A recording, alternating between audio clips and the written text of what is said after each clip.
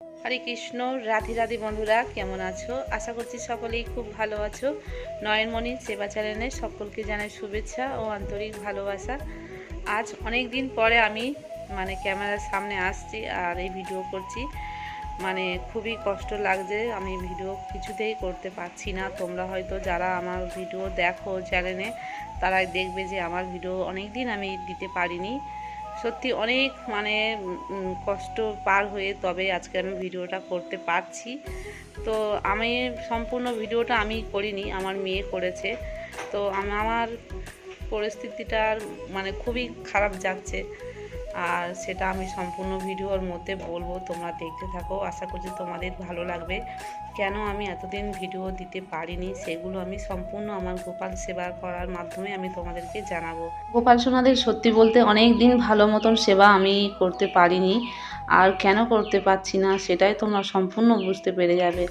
আমি আমার এর আগে যখন গোপাল সোনার লীলা কাহিনী কীভাবে এলো আমি সেই ভিডিওতে বলেছিলাম আমার বাপের বাড়ির সম্পর্কে, বা আমার বাপের বাড়ির যে গোপাল আছে সেখানে আমি বলেছিলাম যে সেই গোপাল কীভাবে পরিস্থিতিতে থাকে, আমার বাপের বাড়িতে কি অবস্থা।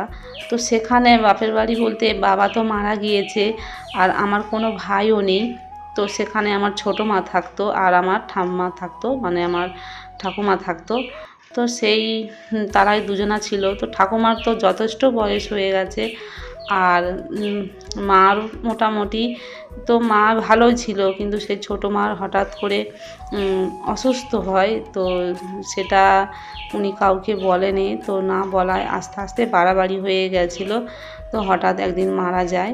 এই কয়েকদিন হচ্ছে, আগামী বৃহস্পতিবার মারা গিয়েছে। তো আজ থেকে 7 দিন আগে, এক সপ্তাহ আগে মারা গিয়েছে। তো তার আগে থেকেও উনি যখন অসুস্থ হয় তো তখন থেকে আমরা বুঝতে পেরে গেছি, কিন্তু যখন আমরা বুঝতে পেরে গেছি তখন কিছু করার ছিল না, খুবই বাড়াবাড়ি হয়ে গেছিলো। তো সেই নিয়ে সত্যি বলতে খুবই মন খারাপ ছিল। গোপাল সোনার সেবাটাও ভালো করতে পারিনি, ভালোভাবে করে দেখাতে পারিনি। বৃহস্পতিবার তিনি মারা যান। আর বুঝতে পারছো যে আমার বাপের বাড়িতে আর কেউ নেই, সেখানে ঠাকুমার যথেষ্ট বয়স হয়ে গেছে। তো সেখানে আর দেখার মতন কেউ নেই।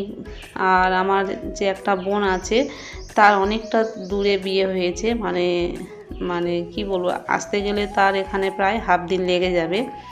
তো সেই জন্যে সমস্ত দায়িত্বটা আমার ধরতে গেলে প্রায়ই নিতে হচ্ছে।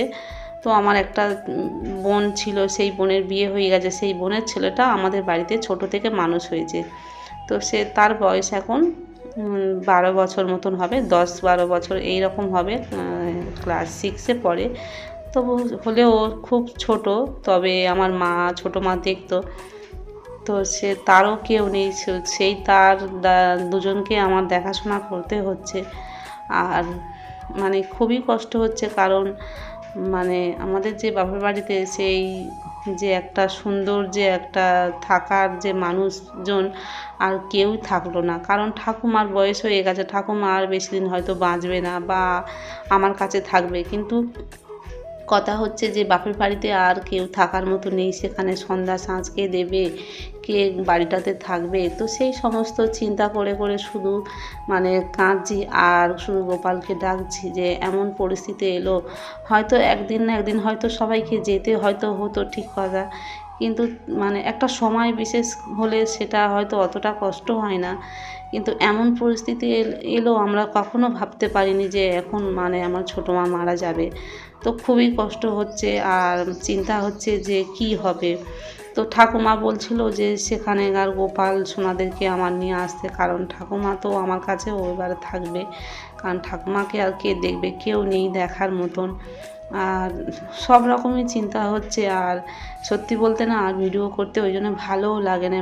একটা যে ভিডিও করব, একটা যে গোপাল সোনাদের কাছে একটা সে বসে একটু সেবা স্বস্তিটা করব, মাথার মধ্যে শুধু চিন্তা আর চিন্তা, কোনো ভাবেই কিছুতেই ভিডিও করতে পারছি না। মেয়ে আমাকে সমানে বলছে যে মা, তুমি অনেক দিন হয়ে গেল ভিডিও করতে পারোনি, তুমি করো, কিন্তু আমার কিছুতেই মন আসেনি। আমি বলি যে থাক, আমার মন যখন ভালো লাগবে, যখন আমার ইচ্ছা হবে তখনই আমি করব। আমি কিছুতেই পারছি না, মানে কোনোভাবেই। তবে মেয়ে ছুটি যাচ্ছে, মেয়ে গোপাল সোনাদেরকে সেবাটা করছে, আর ওই ভিডিওটা করেছে, বলল মা তুমি যাওয়া হোক, তুমি অন্তত আজকের আমি করে রাখছি, তুমি সমস্ত কিছু বলো।